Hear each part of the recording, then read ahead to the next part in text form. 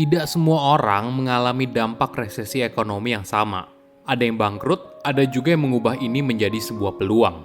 Halo semuanya, nama saya Michael. Selamat datang di channel saya, Sikutu Buku.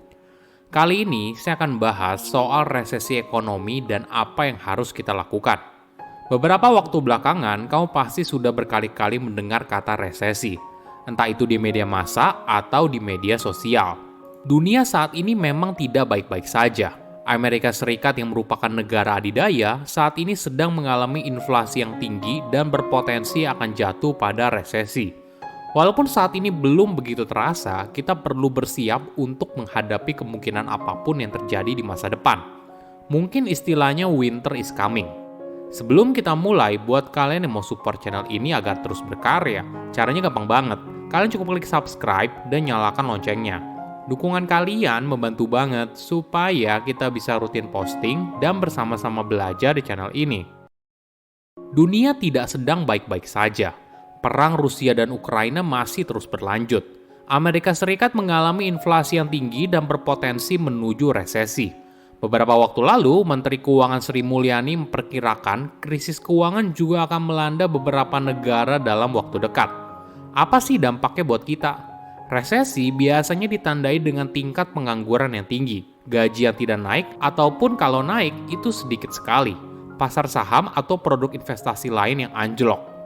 Secara definisi, ketika sebuah negara mengalami 2 kali pertumbuhan ekonomi kuartal negatif berturut-turut, maka negara itu disebut sedang mengalami resesi. Apa penyebabnya? Banyak faktor, mulai dari goncangan ekonomi, misalnya kenaikan harga minyak yang tiba-tiba, hingga kepanikan keuangan. Jika bicara soal resesi, kita tidak bisa memisahkannya dengan depresi besar yang terjadi di Amerika Serikat pada tahun 1929 dan berlangsung selama 10 tahun.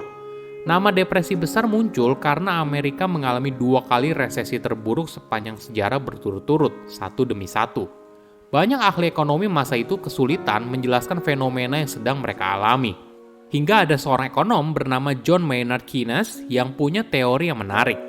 Menurut Keynes, manusia tidak sepenuhnya rasional, terutama saat dalam kondisi yang anomali seperti kesusahan, kepanikan, atau ketidakpastian luar biasa.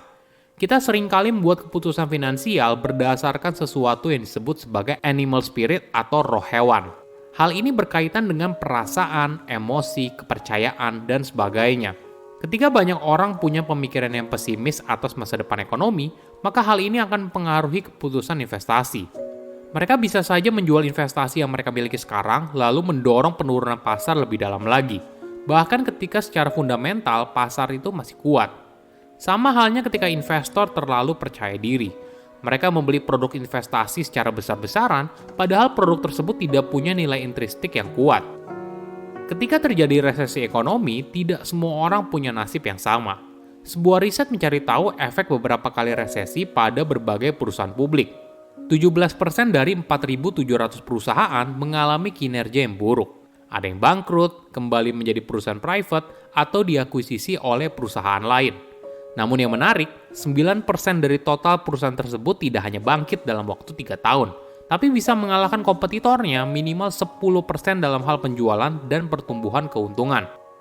Apa yang berbeda? Persiapan. Perusahaan yang bisa bertahan saat menghadapi resesi, mereka langsung berpindah ke survival mode, melakukan efisiensi secara agresif, dan menjaga pundi-pundi pendapatan sebisa mungkin. Mungkin inilah yang membuat kita mendengar banyak perusahaan teknologi melakukan efisiensi. Mereka sedang beralih ke mode bertahan hidup. Tidak lagi melakukan investasi atau promosi agresif, tapi fokusnya adalah mencapai keuntungan dan menjaga keuangan perusahaan.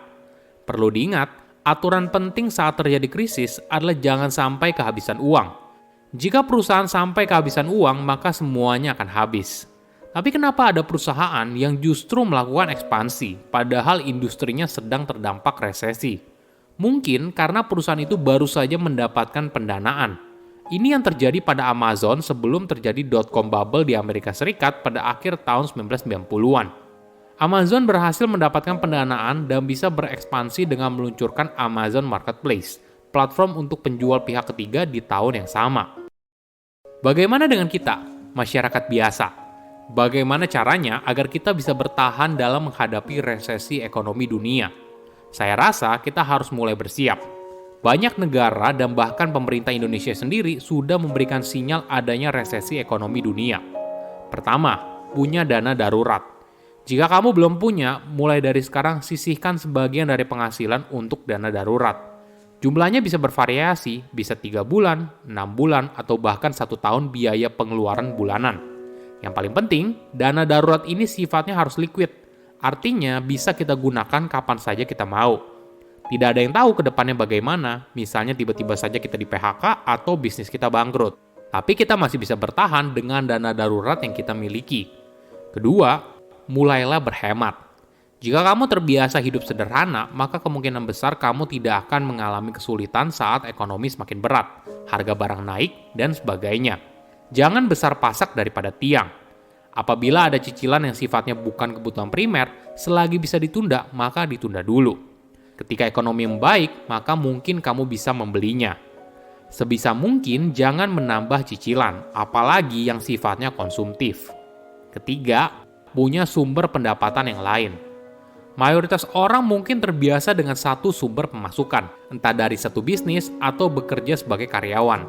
Tapi di masa sekarang, banyak orang juga memiliki lebih dari satu pekerjaan. Internet membuat mereka bisa punya pekerjaan sampingan, entah jadi content creator, menjual barang online, dan sebagainya. Memiliki lebih dari satu sumber penghasilan penting untuk menjaga arus kas tetap sehat. Keempat, pilih investasi yang relatif stabil. Dalam kondisi ekonomi yang tidak menentu, kamu mungkin bisa mempertimbangkan untuk memilih instrumen investasi yang lebih stabil daripada yang beresiko. Tapi jika kamu tetap ingin berinvestasi di produk yang punya resiko tinggi, nggak masalah. Yang penting, gunakan uang dingin. Artinya bukan uang yang kamu gunakan untuk keperluan sehari-hari. Kelima, bersyukur dan bertahan. Setiap orang punya fase suksesnya sendiri. Nggak masalah kok apabila resesi membuat target finansial kamu mundur. Selama kita masih bisa bertahan dan kebutuhan dasar kita tercukupi, maka mungkin saja kita harus belajar untuk bersyukur. Poin ini penting agar kita tidak stres dan bersemangat untuk terus menjalani hidup apapun yang terjadi. Oke, apa kesimpulannya? Pertama, hati-hati dengan resesi. Dunia tidak sedang baik-baik saja. Perang Rusia dan Ukraina masih terus berlanjut. Amerika Serikat mengalami inflasi yang tinggi dan berpotensi menuju resesi. Beberapa waktu lalu, Menteri Keuangan Sri Mulyani memperkirakan krisis keuangan juga akan melanda beberapa negara dalam waktu dekat. Kedua, manusia tidak mengambil keputusan dengan rasional. Kita seringkali membuat keputusan finansial berdasarkan sesuatu yang disebut sebagai animal spirit atau roh hewan. Hal ini berkaitan dengan perasaan, emosi, kepercayaan, dan sebagainya. Ketika banyak orang punya pemikiran yang pesimis atas masa depan ekonomi, maka hal ini akan mempengaruhi keputusan investasi. Mereka bisa saja menjual investasi yang mereka miliki sekarang, lalu mendorong penurunan pasar lebih dalam lagi, bahkan ketika secara fundamental pasar itu masih kuat. Ketiga, persiapan untuk menghadapi resesi. Mungkin saat ini masih belum terasa, tapi alangkah baiknya kita mulai bersiap. Kamu bisa mulai untuk menyisihkan penghasilan untuk dana darurat, bijak dalam menentukan cicilan yang baru, atau memilih instrumen investasi yang lebih stabil.